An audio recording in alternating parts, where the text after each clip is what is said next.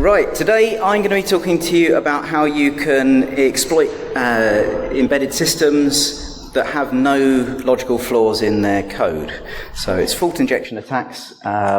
It's a local attack on hardware, which does require physical access. So obviously that's a limiting factor in this type of attack.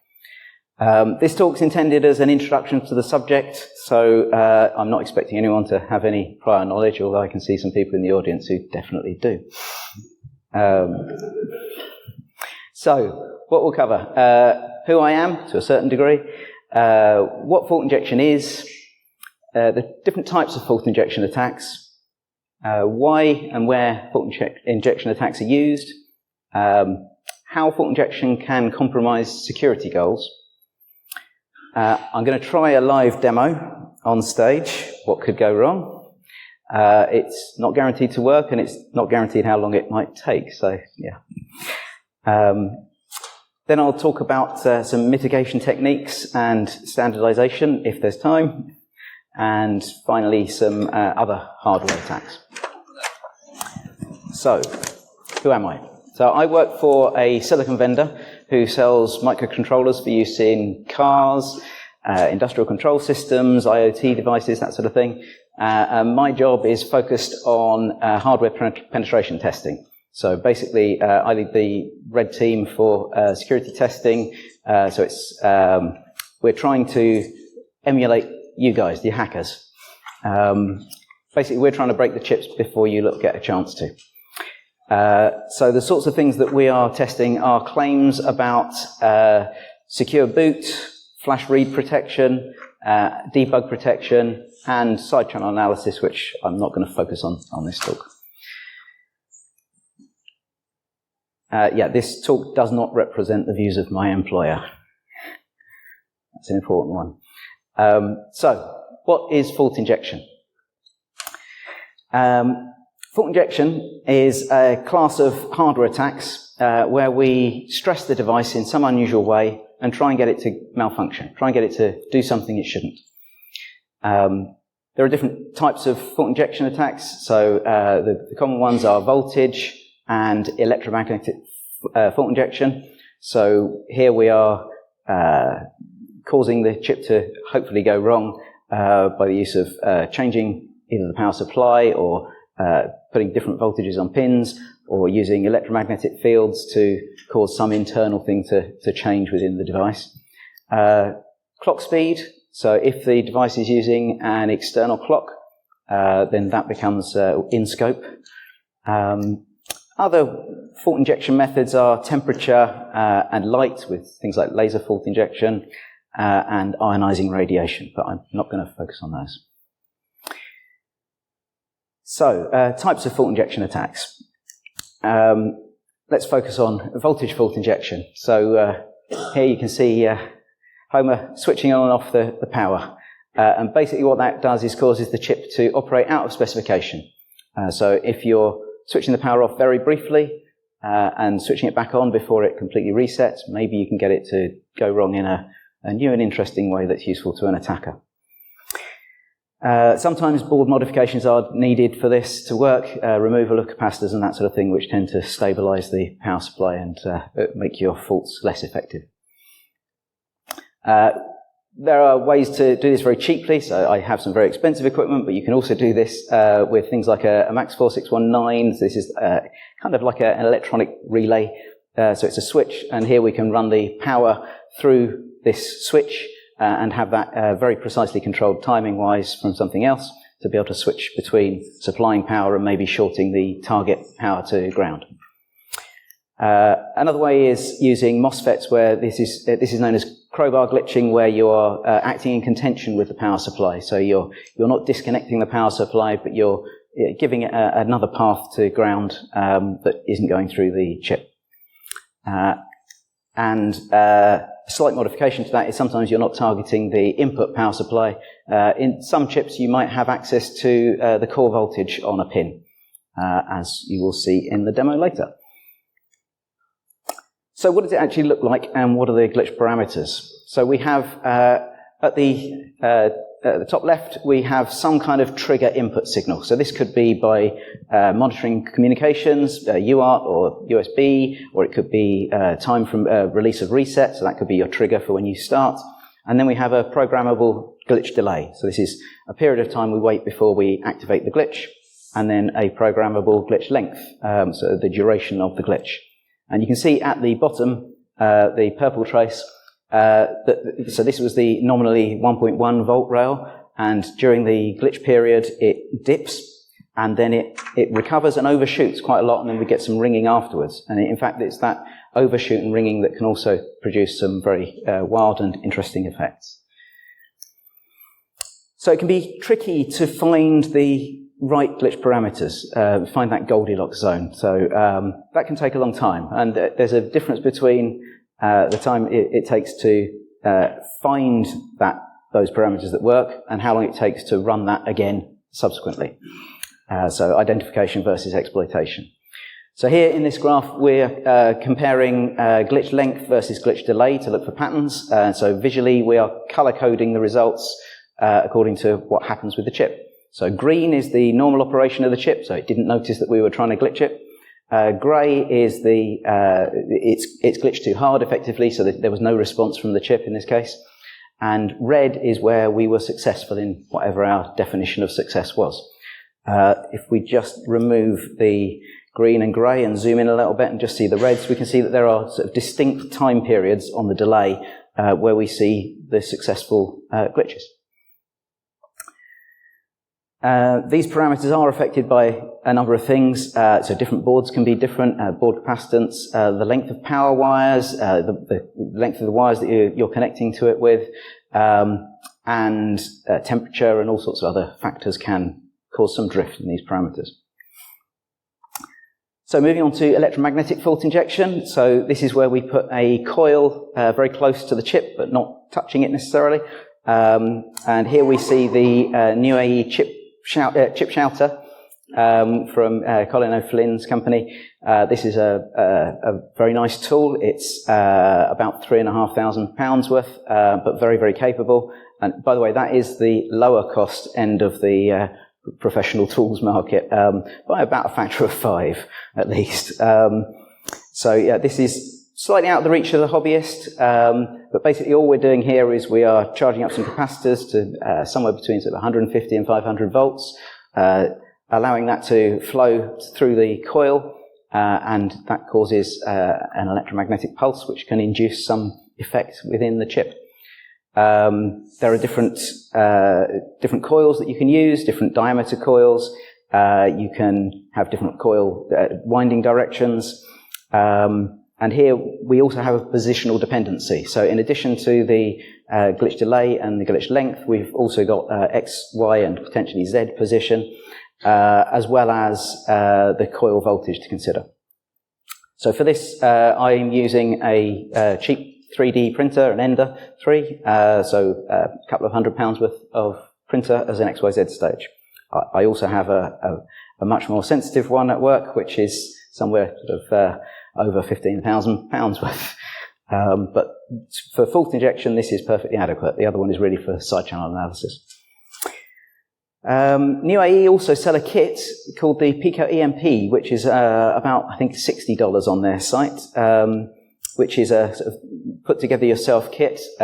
Obviously a lot less powerful, but still it's possible to create glitches using that very cheap unit. It's much slower in terms of repetition rates, and so there are some disadvantages. Obviously, you obviously pay for what you get, but it's very capable.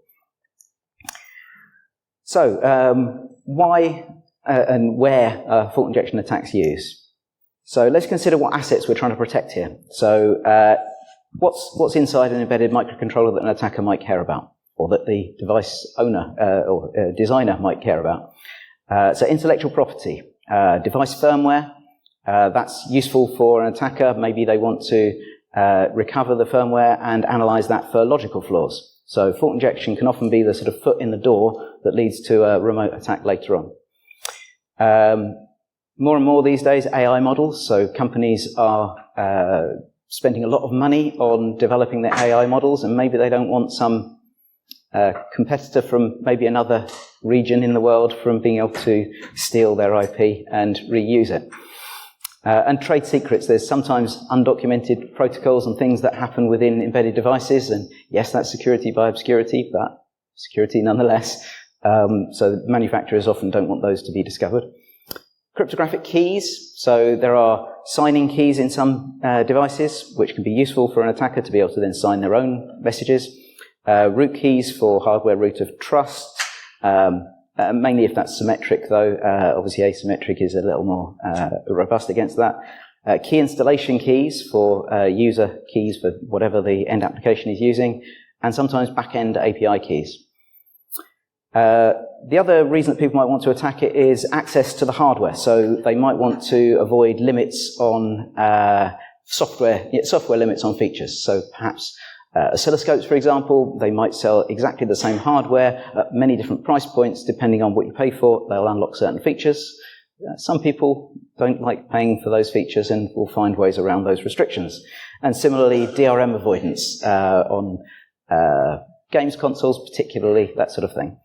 And arbitrary code execution. If you can gain root access effectively to that device, then you may be able to get that hardware to do something that's useful to you, or indeed use the keys that may be stored in the device. Maybe you can't extract the keys, but maybe you can utilize those keys.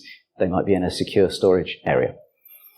And as I said before, binary analysis, once you've obtained the firmware, can lead to discovery of other flaws in the system. So, secure boot bypass. Let's have a look at that one. So it's great having strong cryptography for secure boot. So secure boot is where it will check the signature of the image before it will execute it. And there's a key that's stored in the device that it uses to check that with. But what if we, instead of try and subverting the actual complex signature verification itself, what if we try and attack the part where we check what that result was? So that can often result in following maybe the wrong code path and executing that code that should not be executed.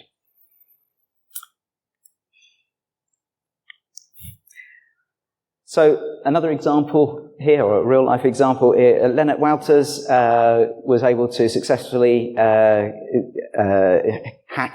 the SpaceX Starlink user terminal. He was able to generate a mod chip that we see here, and this mod chip performs voltage fault injection on this automatically, and it was quite a clever solution because actually I mentioned earlier about removal of capacitors. In this instance, removal of those capacitors was necessary for the glitch, but would cause the later stages of boot to not work. So this actually switches in and out those capacitors automatically.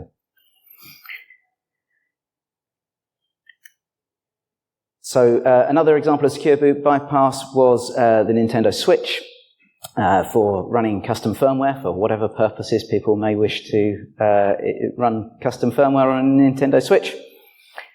And read protection is another another target for attackers. So this was Yifan Liu was successful in dumping the ROM, so reading the ROM out of the PlayStation Vita.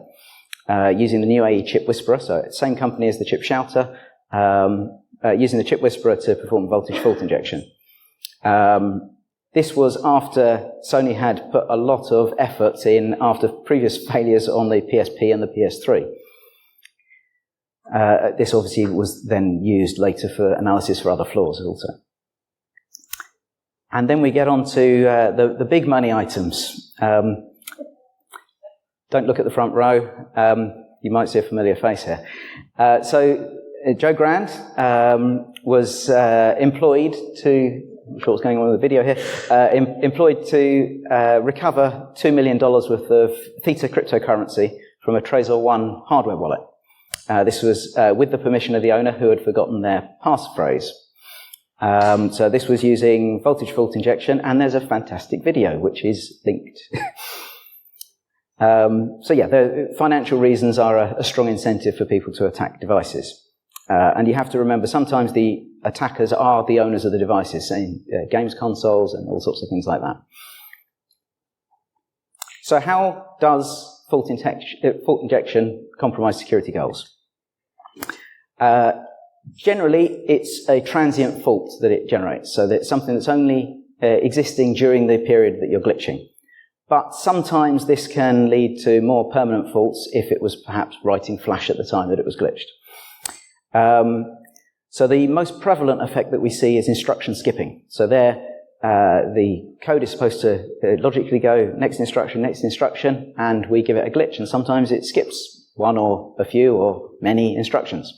So just think about that. If you're writing code, how do you protect against that? If you've got an if-else and it skips over it, or if the signature was verified, oops, we've skipped over it and we're starting to run that code without that check.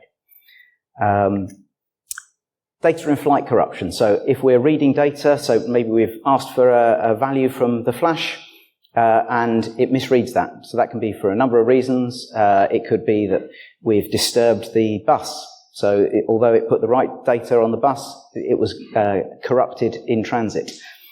And that can be the data value, or it could be that in the request was modified and maybe it's read from the wrong flash address, for example.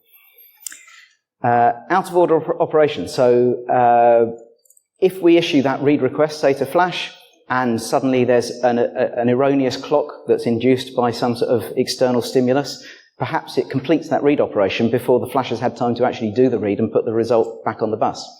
So again, there we're using wrong data values, which can cause the code to make different decisions through the code about what it is allowing you to do.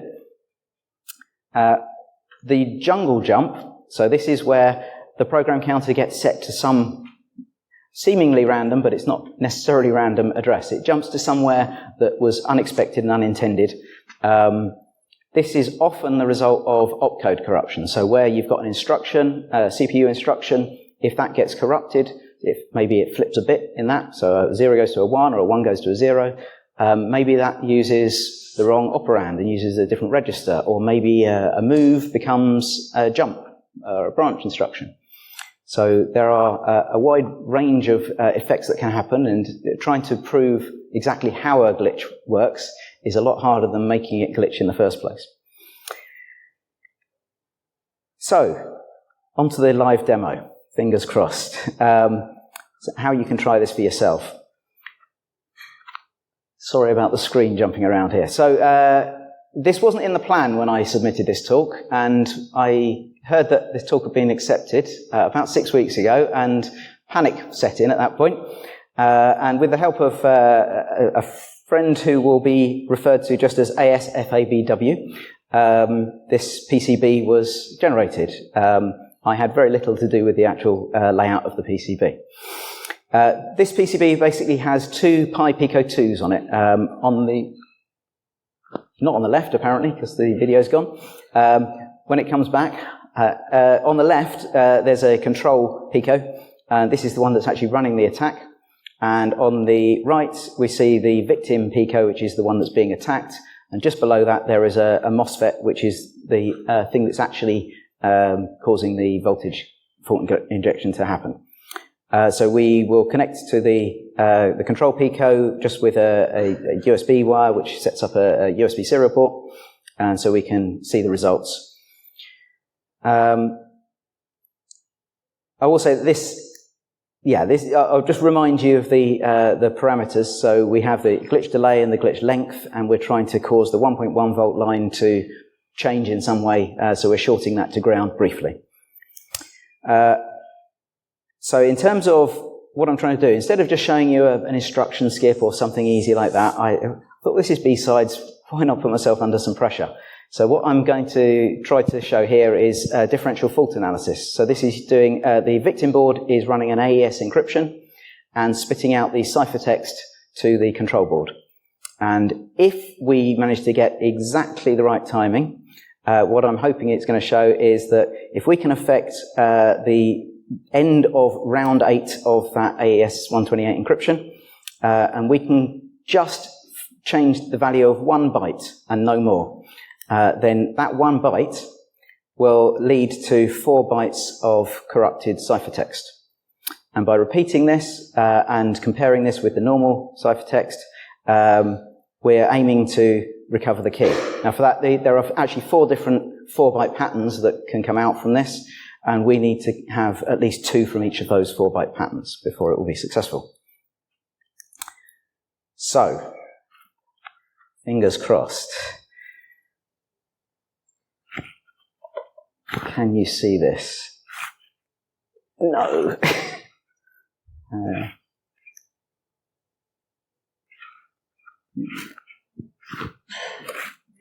No. Okay, we'll go a different way then. Hang on.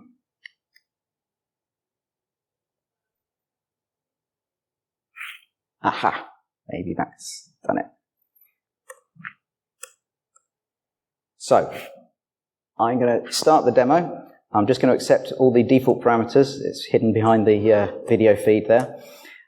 We have LEDs on this board. The one that's flashing right now is just to show it's running, and there are some at the top of the board by where the USB connector is that show the result. So we're again using green for normal operation and red for the success. And given this isn't deterministic on time or even success, let's run it. So red here, you'll see that we've got some results coming up. So anytime you see the big long text that's red, that's where we've hit one of those 4-byte patterns, 4-byte error patterns, and we're looking, so you've got the 4 groups. We're trying to get 2 for each of those groups. You see we've already recovered 50% of that key now, 75% now, so that would be brute forceable at this point. And there we have, maybe scroll, we've recovered the key, B-Sides London 2024.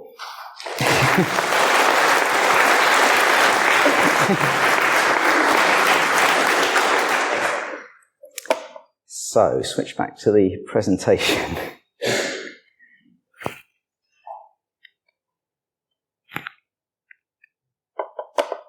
Want to move on. So, I did have a video demo, just in case that didn't work. I just want to point out, this is not a new attack, and it relies heavily upon other people's work. So, Philip Tuven, Dogox, I'm using his Phoenix AES library here to do the hard maths bit of this attack. I'd make a couple of minor tweaks just to get it to run in MicroPython, which I've submitted a pull request for. But yeah, this is prior art. It's nothing novel. It's just to demonstrate that you can actually generate some very precise faults with some very cheap hardware. So, mitigations and standardization. What can we do to mitigate this sort of attack? So, software mitigations, we can do things like, there's obvious things. So, make sure your default values are initialized to the fail state, not the success state, if you're talking about something like a secure boot or something like that. So, don't allow skipping over something to give you the successful result. Avoid trivial values for your constants that represent things like true and false. So don't use 0 and 1 for representing true and false, because those are very easy to glitch. Maximize the Hamming distance, the number of bit flips that you need to change between your states. Repeat your checks for comparison. So go back to the secure boot example. You could either run that signature verification multiple times and check each one, you could save that result and then check that result multiple times in case you're seeing a glitched result. And obviously putting those into some sort of loop or multiple checks, you can detect if the chip is being attacked. Check that your loops have completed the correct number of times. If you've got a for loop that's copying memory around and it's expected to go around the loop 100 times, check that it did indeed complete when it exits your loop, because exiting from a loop is a very easy effect to achieve with fault injection.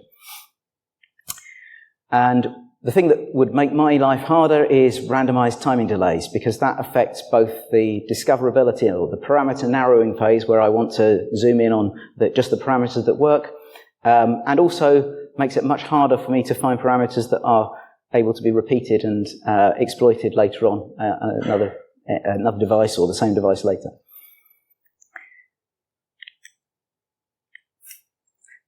Control flow integrity checks. So I talked about the jungle jump.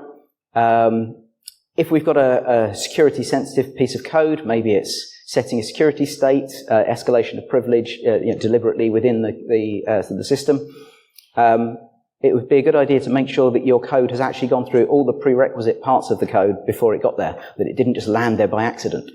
And so you can have a variable that you're adding constantly adding values to as it goes through all the parts that you're expecting it to, and you check that that is the value that you're expecting before you do your security-sensitive operation. Riscure, a Dutch company, have a great white paper on this that goes into 11 fault mitigation patterns. What it doesn't talk about so much is the cost, and the cost here, of course, is a trade-off between code size and performance and reliability, particularly if you're talking about in an automotive environment or something like that. You don't want false positives. Plus, of course, code complexity, maintainability, and development time. It is really tricky to write code that will fail when the hardware fails. So hardware techniques is the other way of attacking this, and they're not mutually exclusive. You can use both. Glitch-resistant internal power circuitry. So again, there are costs involved in extra silicon and particularly things that involve capacitance on chips. Glitch detectors, so glitch monitoring circuitry. We can do this in a variety of ways. We can have oscillator-based detection where we have some kind of ring oscillator or something similar, or multiple ones, and it's doing some kind of comparison. Honeypot logic paths. So these are all methods of finding that the chip is under attack, and then you can raise an interrupt or reset the chip or allow that to the person who's writing the code to decide what to do upon that event. Memory protection units can also be used, so they're often in the chips already, so it's not necessarily extra hardware, but back to the good old example of secure boot, maybe make the area that your image is stored in non-executable until all your checks have passed. So even if it lands in that area before the checks have passed, it can't execute. That's quite an effective method. And of course, shielding, if you're trying to protect against electromagnetic fault injection, EMFI, of course, this is a manufacturing change and comes with a cost, and people don't necessarily want to spend more on their chips. And control flow integrity mechanisms, so you can have other hardware mechanisms, shadow stacks, and a variety of other ways of implementing that. So, mitigation techniques. Earlier this year, the RP2350, as used in the Raspberry Pi Pico 2, in the demo here, was released, and there was a $10,000 bug bounty for being able to recover a secret that's stored in OTP. So they employ an oscillator-based glitch, or a flip-flop-based glitch detector, which is you can set variable sensitivity on it, and in September they doubled the bug bounty from $10,000 to $20,000. So I thought I'd have a look at that. So I got out the chip shouter and attacked it with EMFI. So here we see a scan or a plot of the results. Again, green being no effect, red being a successful glitch, and some others, but blue was if the device rebooted in this case, and cyan if there was some other corrupted response that wasn't useful. So this was just performing a nested loop, so a very simple thing to attack, checking that it's the right value at the end of that and seeing if I could influence the chip to come up with the wrong value. So this was with the glitch detectors switched off. I'll just zoom in on that. So you can see that there were successes across mainly one corner of the chip.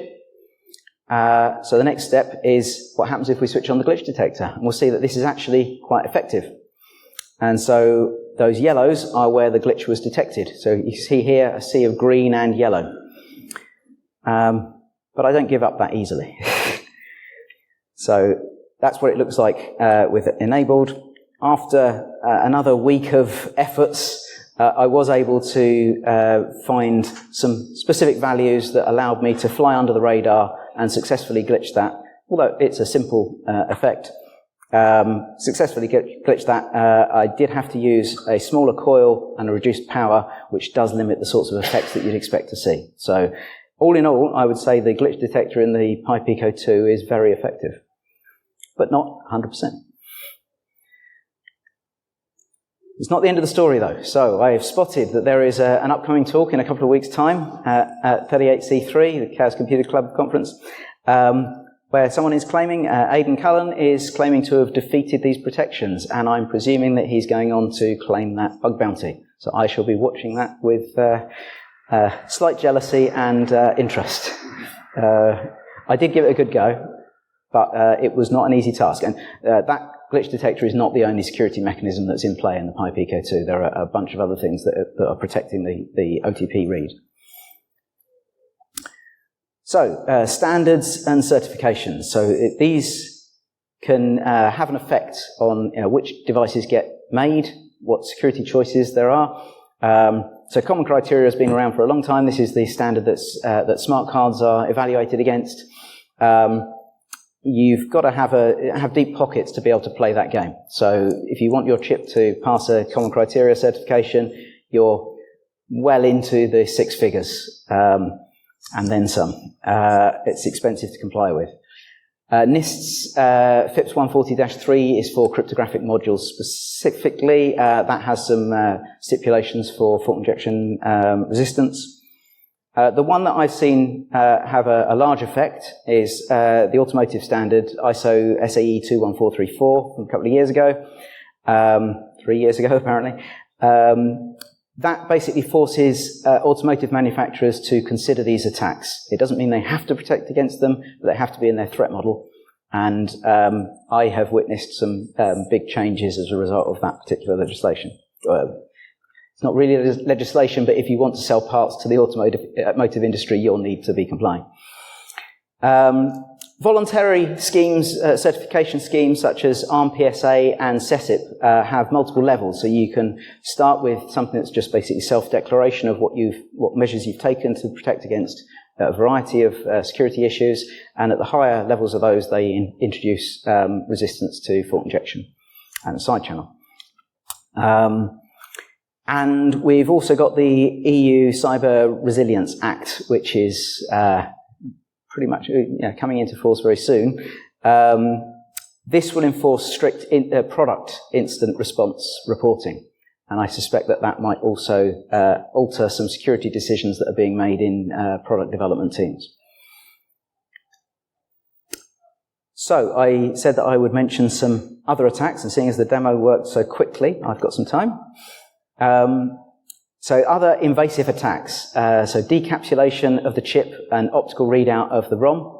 So if you're relying upon the top of the chip to protect your data, then maybe that's not such a good bet if someone is determined. And again, these tools, it can be done by a hobbyist with a microscope and some acid. And there's a variety of open source software that assists with that. Microprobing allows you to connect, so after you've taken the top off the chip with either laser or acid etch, to connect to internal lines that would not normally be exposed.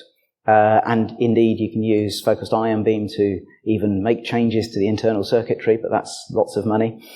And body bias injection. So this technique, again, requires decapsulation of the chip and actually uses a needle to inject voltage directly onto a ground plane. And this produces a very localized effect, very similar to EMFI, whereby you get just parts of the chip being affected. And this works by raising the voltage of the ground plane up. And so the potential difference between ground and, say, VCC, the normal high level, is reduced. And so maybe it reads that as a 0 rather than a 1.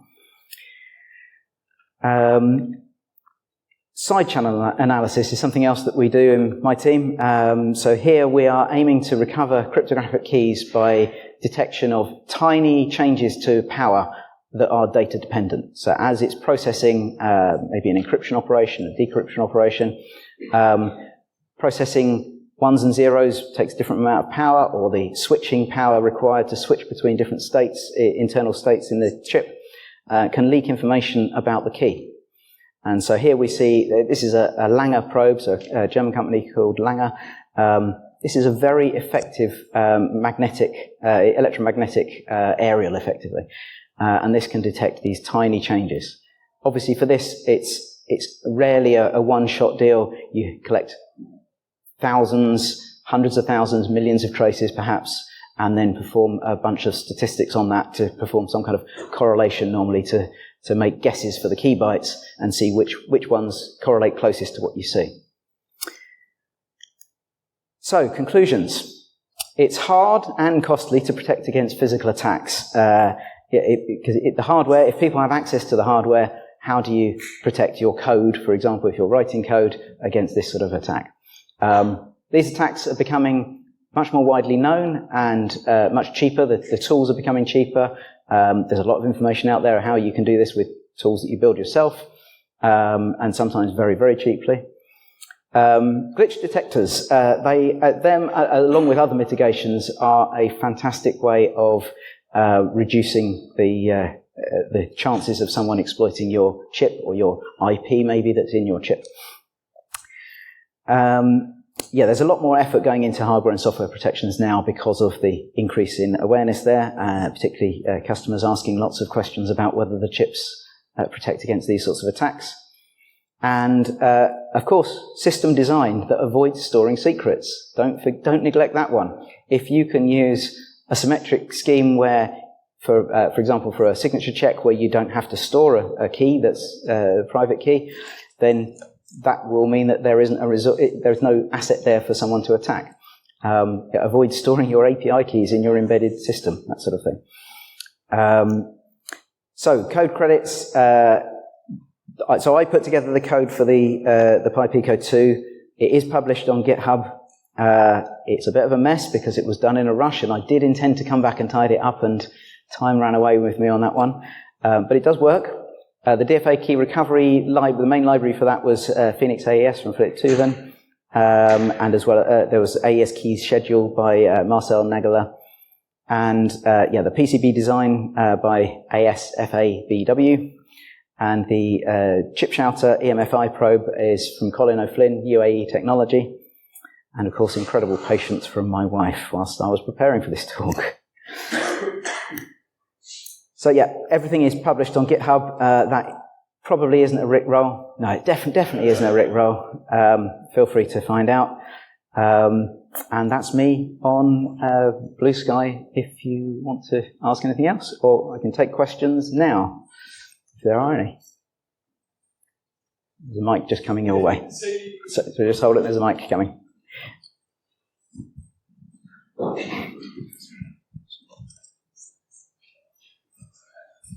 So you mentioned variable timing delay being a good mitigation to some of this stuff. Even where that's present, sometimes on a power trace there'd be like an artifact that's a fixed distance from where you want to glitch, but that's not always triggerable with like a simple trigger. How would you go about dealing that and using that as a point to trigger an attack? Yeah, so I don't know if people heard the question is about if you've got random delays, is there some other signal that you can use to trigger so you don't care about when that happens? So yes, you can use side channel analysis to trigger something. So you can have monitor the power consumption of the device and set a pattern that is recognized on that using a sum of absolute difference or a corridor pattern that it recognizes and produces that trigger. So I said in my example there for the glitch parameters that that trigger could be comms or whatever. It could equally be a side channel trace. The other way that you can defeat randomized timing delays is to attack it maybe earlier on when it's setting up that random number. And sometimes that can actually mean that your random number is effectively 0, and it's then a predictable delay, or multiple glitches. So you can have a single glitch early that disables that, and then a second glitch that is then the attack. Thank you.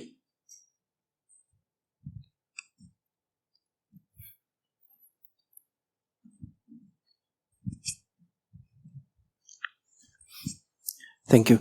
I have 3 questions for you. One is about the content of the talks, the glitching. You mentioned EMFI and voltage glitching. I'm completely new to bare metal attacks, but I'm trying to learn. So my question is, if you have to pick one over the other because of effectiveness on your experience, like which is the one that you have to try first because it seems more productive, let's say?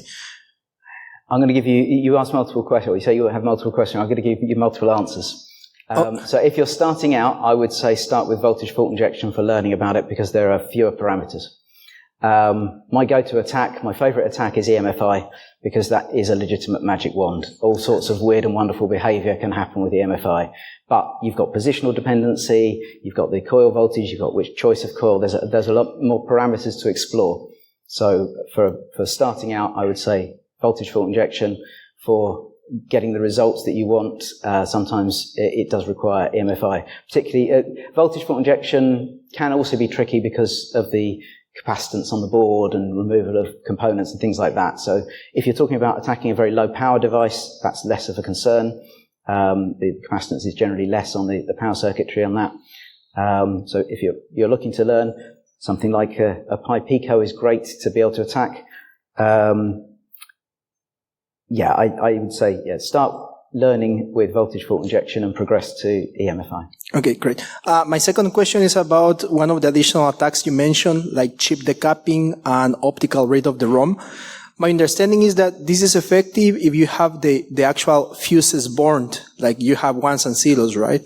But I was recently learning about something called anti-fuse technology, where you can achieve the same, but you cannot see the physical ones and zeros. Yeah. So in that world, top of your mind, what is instead of physical, optical read of the room, what should I do in that type of scenario? Let's say I decap a chip and I don't see the physical zeros and ones. Is there like a well-known technique or set of techniques to recover that ROM? Do you have a scanning tunneling microscope at home at all?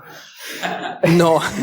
Well, the company has a lab for that, so perhaps I can try the equipment. There may be other ways of being able to read the levels that are stored in some other technology. It depends on the technology as to what. Okay, great, thank you. And the last question, a little bit opportunistic. Do you have any spare badges for sale? Because I'm interested in buying one. I have a couple of these available here. And I've got some PCBs that are not fully populated. So some of these don't have Pi Pico 2s on. And I've got some plain PCBs. So okay, great. Yeah. Thank you. Those were my questions.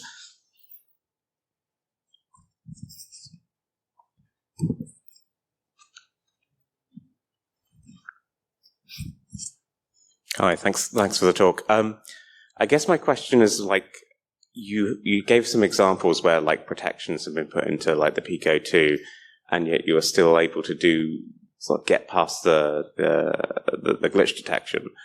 Does that kind of thing scale up to sort of more high-end things like Infineon SAMs? I've read their marketing material and it sounds impossible, but is that practical to go after SAMs and things like that and TPM chips with these kind of techniques?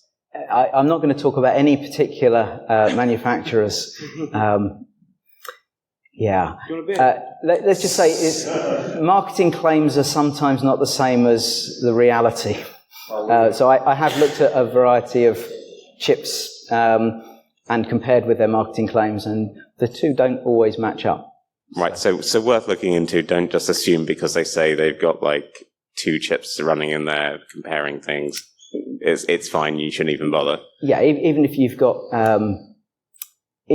multiple chips and clock offset and everything, sometimes two glitches can actually hit both of those and have the same effect. Obviously, your success rate is going to be much lower. You're going to spend a lot more time waiting for results, and parameter narrowing is going to be much harder. So it will definitely increase the difficulty. It's raising the bar. I don't know how effective any particular one is. I couldn't possibly comment. But without going to the point where you're buying nanofibs and things like that, you can still potentially use things like chip huskies to do this if you got lucky, you think? Sorry, the chip whisperer husky? Yeah, so if you had something like a chip whisperer husky, do you still think you might be able to get a working glitch out of an Infineon SAM? I'd certainly give it a try. Thank you.